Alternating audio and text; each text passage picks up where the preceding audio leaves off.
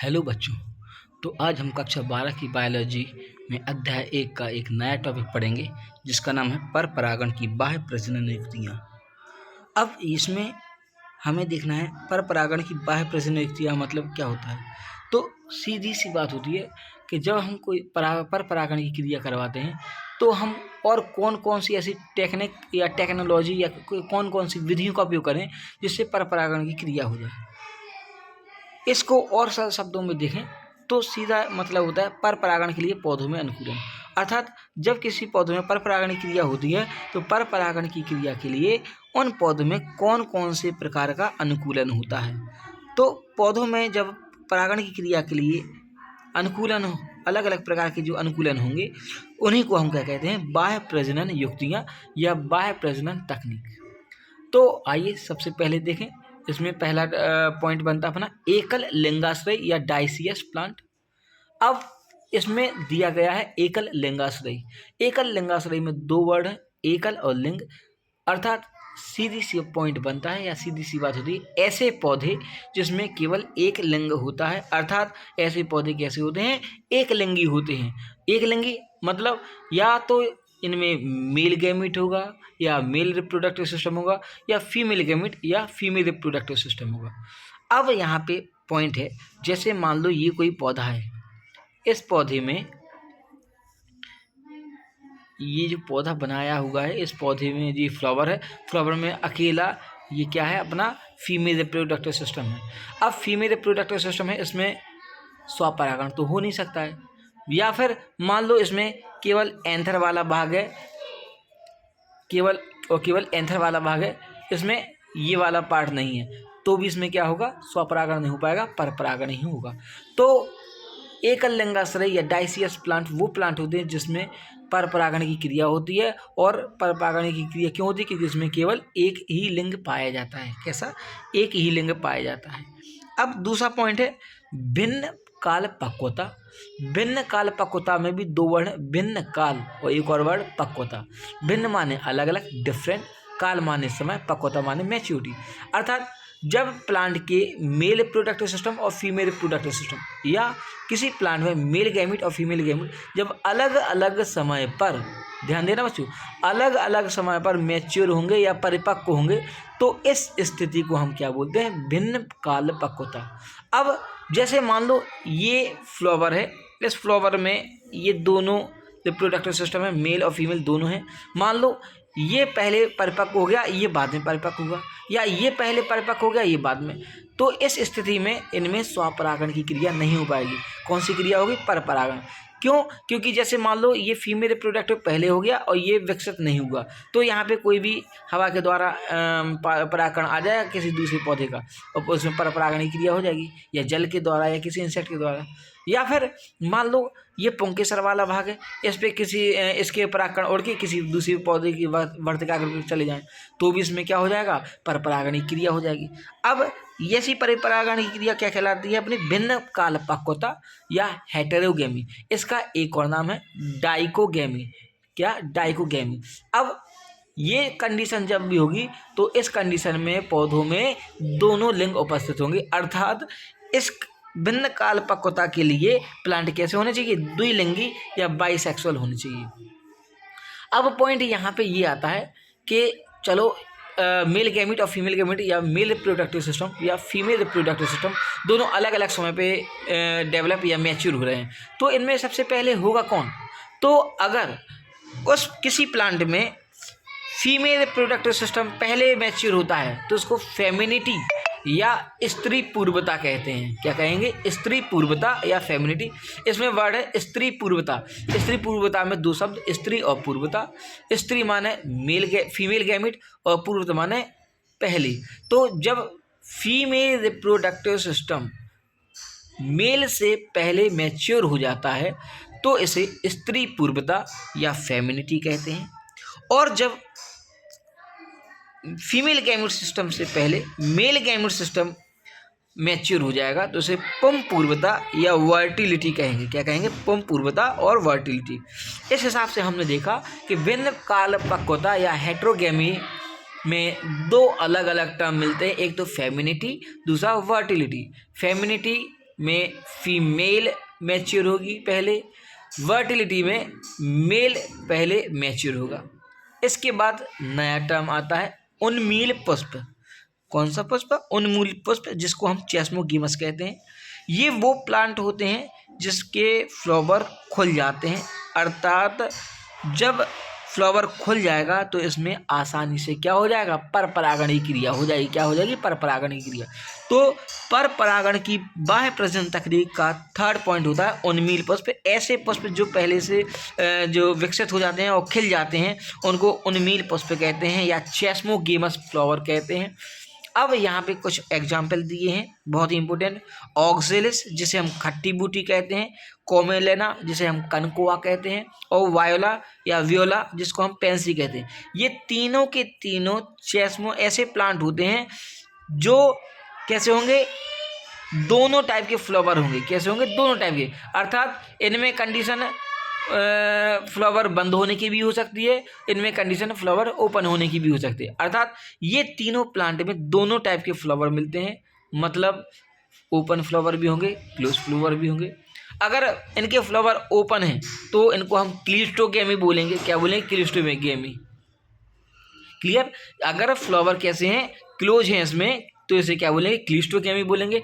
और अगर flower open है तो उसको क्या बोलेंगे? चेस्मोगेमी बोलेंगे। ठीक है, ध्यान देना बच्चों, ये फ्लावर क्लिस्टोगेमी है, मतलब बंद है, और बंद है तो पर परागण होगा, और अगर फ्लावर खुला है तो एक ही पुष्प के दोनों परागण हो जाएंगे। अब नेक्स्ट टर्म बनता है अपना विषम वर्तिका या हेटेरोस्टिली। ये एक ऐसी कंडीशन है जिसमें स्टाइल अलग अलग हो जाएगी, मतलब इसमें दो फ्लावर होंगे, दो अलग अलग फ्लावर में एक फ्लावर का स्टाइल बड़ा हो जाएगा, दूसरे फ्लावर का स्टाइल छोटा हो जाएगा। नाम है इसमें क्या? अपोजिट स्टाइल, मतलब हेटेरोस्टिली, मतलब विषम वर्तिका। जब दो अलग अलग फ्लावर की वर्तिका कैसी हो जाएंगी? अलग अलग। अगर स्टाइल लंबी हो जाएगी तो एंथर छोटा हो जाएगा, और स्टाइल छोटी हो जाएगी तो एंथर कैसा हो जाएगा? लंबा हो जाएगा। तो ये चारों की चारों हमारी कौन सी तकनीकें थी? बाह्य प्रजनन तकनीक।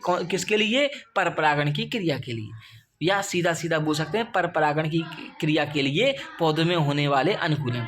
ठीक, और एक और पॉइंट, जो अनुकूलन पर परागण की क्रिया में हो, इसी के अपोजिट अनुकूलन स्वपरागण की क्रिया में होगी।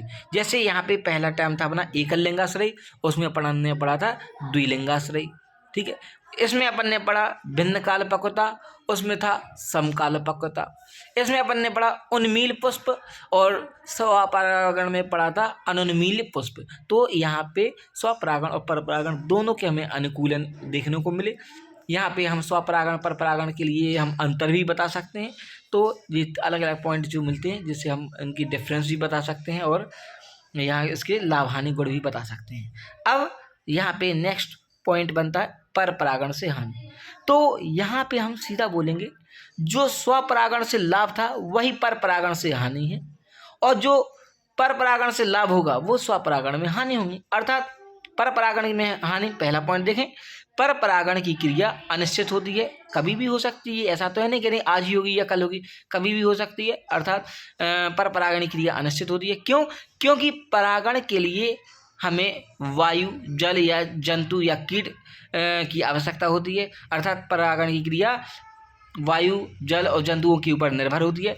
परागित करने के लिए या परागित करने वाले साधनों की समय पर उपलब्धता न होने पर अधिकांश फ्लावर परागित होने से रह जाते हैं। अर्थात जैसे कोई पुष्प आज मैच्योर हो गया लेकिन हवा नहीं चली, या कोई इंसेक्ट नहीं आया, या कोई ह्यूमन नहीं आया, तो यहाँ पे परागण की क्रिया नहीं हो पाएगी। और जब परागण की क्रिया नहीं हो पाएगी तो यहाँ पे नई संतति नहीं बन पाई, मतलब यहाँ पे पर परागण से हानि हो गई कि नहीं हो गई।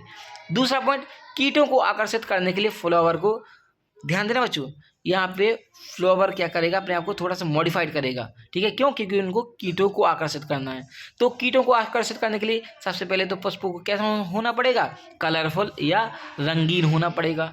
इसके पेटल्स अच्छे होंगे, इसमें खुशबू आएगी, सुगंध होगी, हो सकता है बदबू आए लेकिन स्मेल रहेगी। इसमें नेक्टर मतलब कि मकरंद भी होगा। ठीक है, अब ये सब चीज़ें इनको करनी है तो इनको ज़्यादा ऊर्जा चाहिए। अब ज़्यादा से ज़्यादा ऊर्जा का उपयोग किया जाएगा तो यहाँ पे ऊर्जा का नुकसान होगा। जब ऊर्जा का नुकसान होगा तो पर परागण क्रिया प्रॉपर सही तरीके से नहीं हो पाएगी। और लास्ट पॉइंट है यहाँ पे, विशेषकर वायु परागित पुष्पों में परागण अधिक संख्या में नष्ट हो जाता है।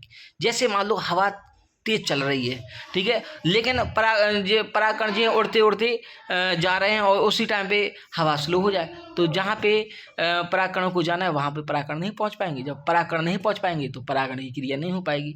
तो ये तीनों पॉइंट से हमें पता चलता है कि पर परागण से क्या क्या हानि होती है। अब पर परागण के लाभ देखें तो सबसे अच्छा पॉइंट, पर परागण से विभिन्नताएं मिल जाती हैं हमें नए नए कैरेक्टर मिल सकते हैं, हमें जैसे कैरेक्टर चाहिए हमें वैसे कैरेक्टर मिल जाएंगे। दूसरा पॉइंट, पर परागण द्वारा प्रकृति में स्वतः ही पौधों की नई जातियां उत्पन्न हो जाती हैं।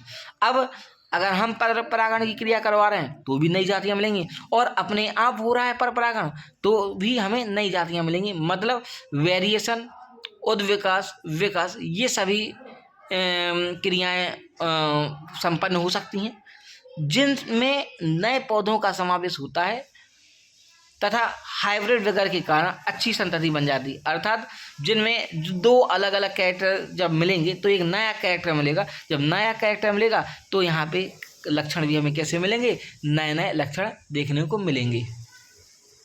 तो ये छोटा सा टॉपिक समाप्त होता है जिसमें हमने क्या देखा, पर परागण की बाह्य प्रजनन युक्ति, अर्थात पर परागण के लिए पौधों में होने वाले अनुकूलन, फिर पर परागण से हानियाँ और पर परागण से लाभ। अब एक और छोटा सा टॉपिक है अपना, कौन सा, कृत्रिम संकरीकरण या आर्टिफिशियल हाइब्रिडाइजेशन।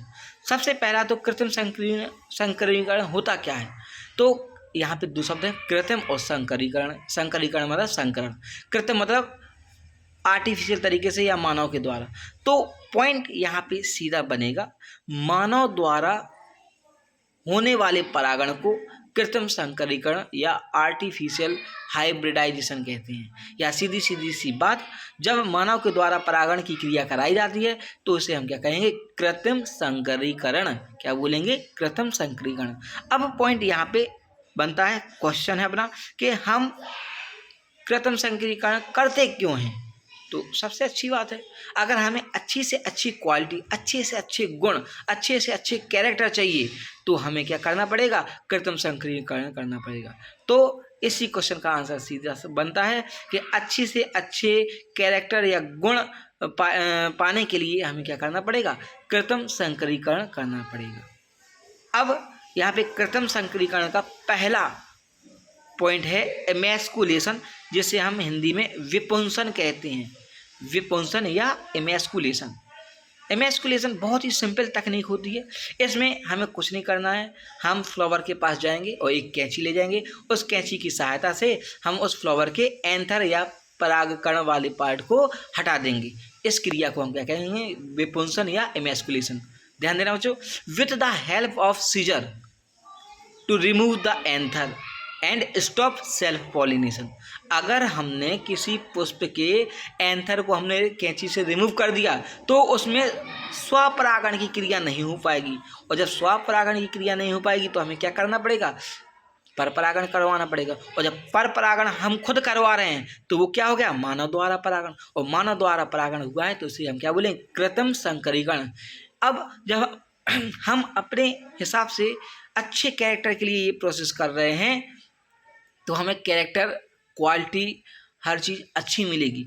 इसीलिए तो हम क्या करवाते हैं, कृत्रिम संकरीकरण की क्रिया करवाते हैं। एक बार फिर से देखें, एमैस्कुलेशन जिसे हम हिंदी में विपुंसन कहते हैं।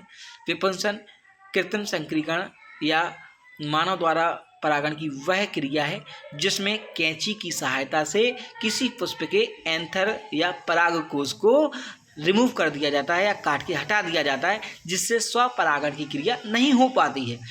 इस विधि को हम एमैस्कुलेशन या विपुंसन कहते हैं। दूसरा टर्म है अपना बैगिंग टेक्निक या बोरा वस्त्रावरण या थैली लगाना टेक्निक। ये भी एक मानव द्वारा परागण की क्रिया है। इसमें लेकिन हम क्या करते हैं, क्रॉस पॉलिनेशन को रोक देते हैं। क्या रोक देते हैं, क्रॉस पॉलिनेशन को रोक देते हैं। जैसे मान लो ये कोई फ्लावर है,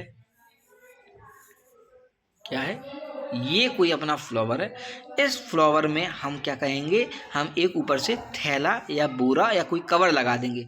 अब जब हमने यहाँ पे कवर लगाया है तो बाहर से कोई भी परागकण नहीं आ पाएंगे।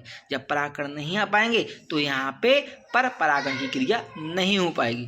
ध्यान देना बच्चों, इसके ऊपर हमने एक कवर लगाया है। अब इसी कवर को हम क्या बोलते हैं, बोरा वस्त्रावरण या थैली लगाना टेक्निक। अब क्या होता है इसमें, जैसे हमें बहुत अच्छे कैरेक्टर चाहिए तो इस पे हमने बोरा लगा के या कोई कवर लगा के हम किसी दूसरी जगह पे चले जाएंगे, वहाँ से हम परागकण लेके आएंगे और जब हमें परागण की क्रिया करवानी होगी तो हम वो परागकण इसके ऊपर डाल देंगे, परागण की क्रिया हो जाएगी। तो जैसे गुण हमें चाहिए वैसे गुण वाली नई संतति हमें मिल जाएगी। इस क्रिया को हम क्या बोलते हैं, बैगिंग टेक्निक या बोरा वस्त्रावरण या थैली लगाना टेक्निक। ध्यान देना बच्चों, इसमें हम पर परागण की क्रिया को रोकते हैं। अब इमैस्कुलेशन में हमने स्वपरागण रोका था और बैगिंग की क्रिया में हमने पर परागण को रोका था। सबसे पहले हम इमैस्कुलेशन करेंगे, फिर हम बैगिंग करेंगे। बैगिंग में क्या होता है, स्त्री केसर के ऊपर क्या लगा देते हैं, बैग लगा देते हैं और इसके बाद हम पॉलिनेशन करवाएंगे।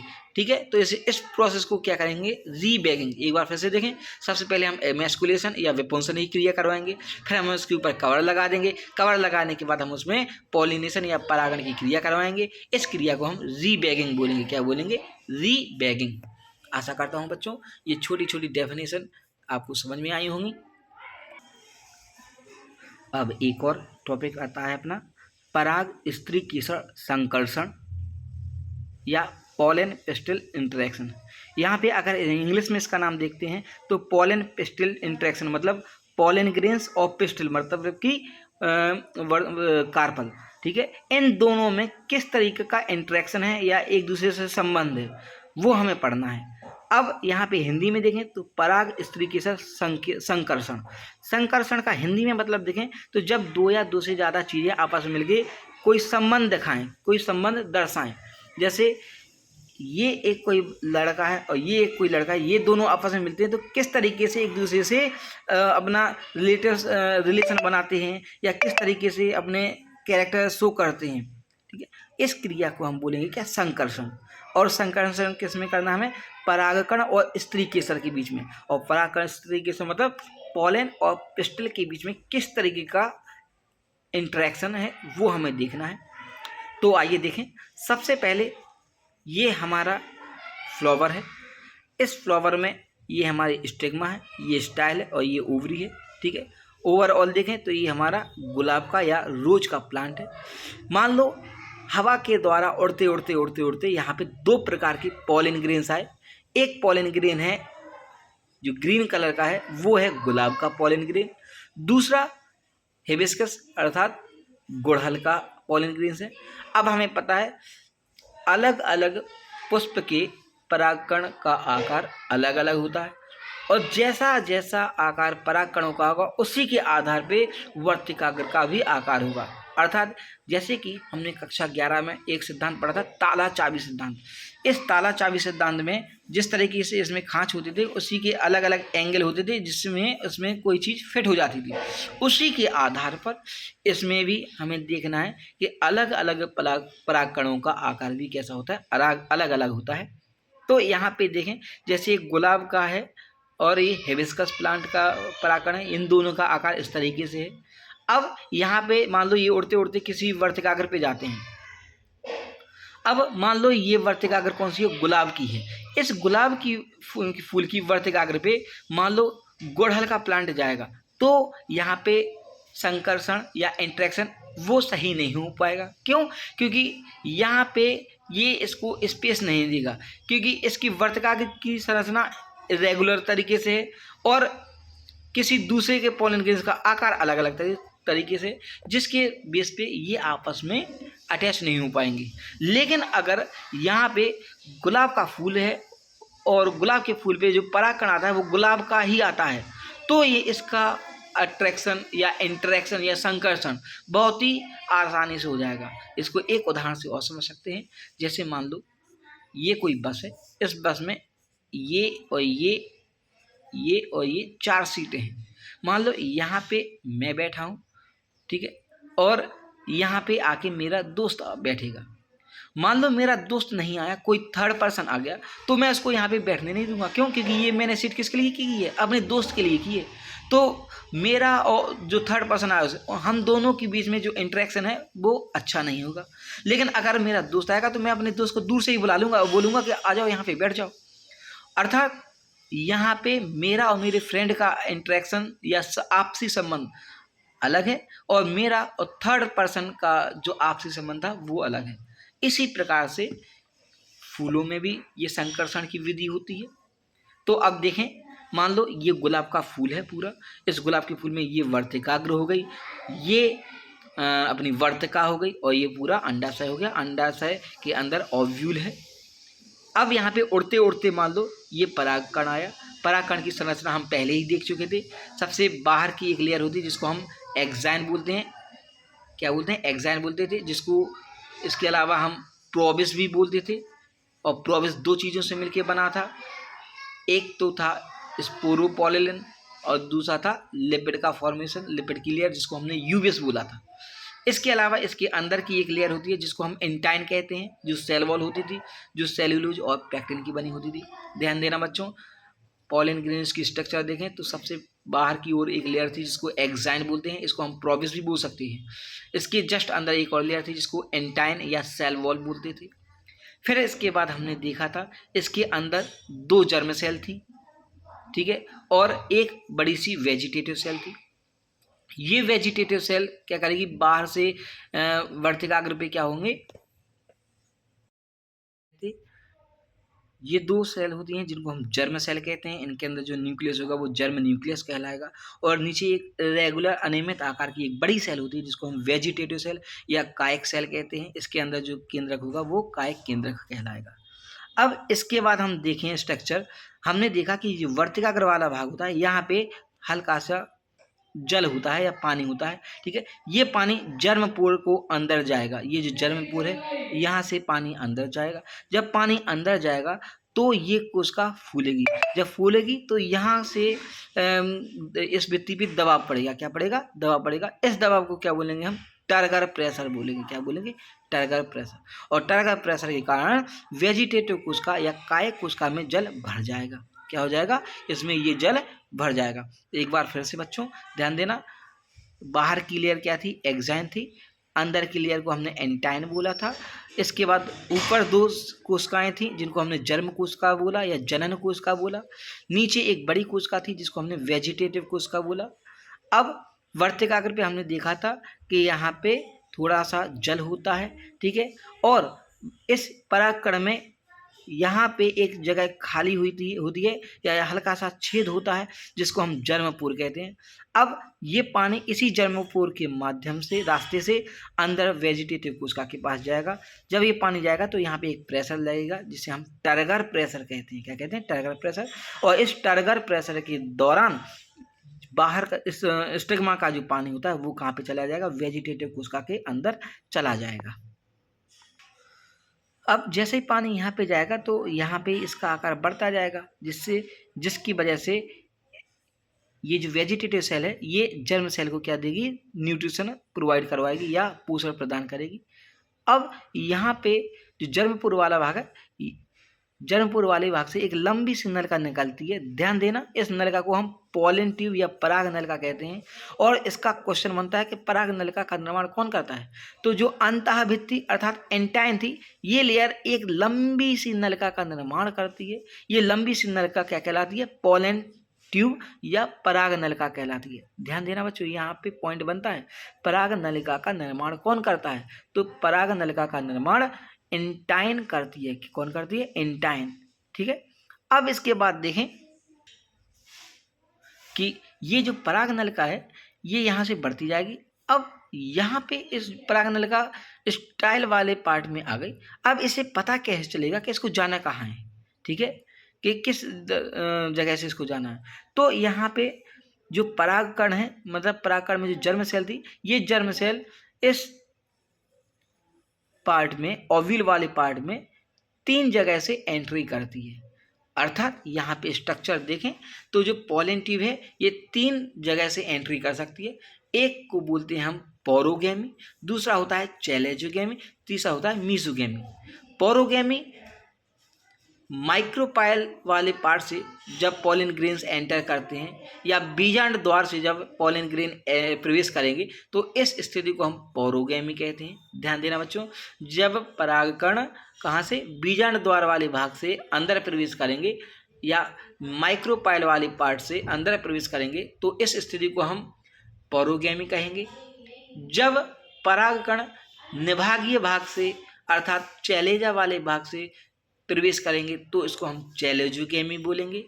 और जब परागकण अध्यावरण वाले भाग से प्रवेश करेंगे या इंटीग्यूमेंट वाले भाग से अंदर प्रवेश करेंगे तो इसे हम मीजोगैमी कहेंगे। क्या कहेंगे? मीजोगैमी। एक बार फिर से डायग्राम के थ्रू हम देख लें। जैसे मान लो ये अपना ओव्यूल है, इस ओव्यूल में ये पार्ट होता है माइक्रोपाइल या बीजांड द्वार। अगर परागकण यहाँ से अंदर जा रहे हैं तो इसको हम पोरोगैमी बोलेंगे। अगर परागकण ये ऊपर चैलेजा वाला भाग होता है, अगर परागकण यहाँ से अंदर जाते हैं तो इसको चैलेजोगैमी कहते हैं। और अगर परागकण बीजांड अध्यावरणीय बीजांड वाले भाग से या अध्यावरणीय भाग से या इंटीग्यूमेंट वाले भाग से एंटर करते हैं तो इसे अध्यावरणीय निभाग या मीजोगैमी कहते हैं। क्या कहते हैं? मीजोगैमी कहते हैं। अब यहाँ पे एक छोटा सा नोट है, इस नोट के माध्यम से आपको बहुत सारी चीजें समझ में आ जाएंगी। ओवरी के अंदर ओव्यूल होता है, ओव्यूल के अंदर एम्ब्रियोसेक या एंडोस्पर्म या भ्रूणकोश प्रेजेंट होता है। इस भ्रूणकोश के अंदर 6 कोशिकाएं होती हैं, जिसमें 3 कोशिकाएं ऊपर होती हैं, 3 कोशिकाएं यहाँ पे ऊपर होंगी, 3 कोशिकाएं नीचे होंगी और 1 कोशिका बीच में होती है। ठीक है, जो 3 ऊपर कोशिकाएं होती हैं उसको प्रतिमुखी कोशिका या एंटीपोडल कोशिका कहते हैं। जो 3 नीचे कोशिकाएं होती हैं उनको हम एग एपरेटस कहते हैं। क्या कहते हैं? एग एपरेटस कहते हैं। इन एग एपरेटस में 2 प्रकार की कोशिकाएं होती हैं, एक तो मध्य में होती है जिसको हम अंड कोशिका या एग सेल कहते हैं, और इसके बगल से 2 कोशिकाएं होती है जिनको हम सहायक कोशिका या सिनर्जिड कोशिका कहते हैं। अब इस सिनर्जिड कोशिका के अंदर कुछ उंगली नुमा संरचना होती है जिसको हम फिलीफॉर्म स्ट्रक्चर कहते हैं। क्या कहते हैं? फिलीफॉर्म स्ट्रक्चर कहते हैं। उंगली नुमा संरचना होती है। इन संरचनाओं से एक विशेष प्रकार का रसायन पार्ट निकलता है या रसायन का स्रावन होता है। उस रसायन में बोरोन, कैल्शियम और आयनोसिटॉल, ये एक प्रकार की शुगर है, ये तीनों प्रकार के रासायनिक पदार्थ बाहर निकलते हैं। अब ये जब तीनों प्रकार के रासायनिक पदार्थ निकलेंगे बाहर तो इनके 2 काम होंगे। एक तो पॉलन ट्यूब का निर्माण करना, किसका? पॉलन ट्यूब का निर्माण करना। दूसरा पॉलन ग्रेन्स का जर्मिनेशन करना या उनका अंकुरण करना। तो जैसे ये केमिकल का सीक्रेशन होगा या श्रावण होगा तो यहाँ पे पॉलन ट्यूब मूवमेंट करेगी। क्यों? क्योंकि इन केमिकल में एक मेन केमिकल था, कौन सा? बोरोन। ये बोरोन जैसे ही बाहर निकलेगा तो यहाँ पे पॉलन ग्रेन को रास्ता मिल जाएगा कि कहाँ से पॉलन ग्रेन्स को एंटर करना है। तो यहाँ पे केमिकल का सीक्रेशन होगा और केमिकल के द्वारा यहाँ पे गति हुई, इसे क्या बोलते हैं? कीमोट्रॉपिक मूवमेंट या रसानुवर्तन गति। क्या बोलेंगे? रसानुवर्तन गति। और दूसरा पॉइंट, इसमें पॉलन ट्यूब अट्रैक्ट होने लगेगा, अर्थात जहाँ जहाँ से पॉलन ट्यूब निकलती जाएगी इसी बोरोन की हेल्प से ये अट्रैक्ट होती जाएगी और अपनी गति करती जाएगी। आशा करता हूँ बच्चों ये वीडियो आपको समझ में आया होगा। बहुत ही इम्पोर्टेंट वीडियो था। इसमें हमारे सभी प्रकार के राज्यों के जो बोर्ड पेपर होते हैं पूरा इसी में से आ जाएगा। इसके अलावा नीट से बहुत सारे क्वेश्चन बनते हैं इस टॉपिक में, तो वहाँ से भी आपके लिए बहुत यूजफुल रहेगा। और अगर वीडियो अच्छा लगा तो ज़्यादा से ज़्यादा लाइक करें, सब्सक्राइब करें और मेरे चैनल को शेयर करें। थैंक यू बच्चों।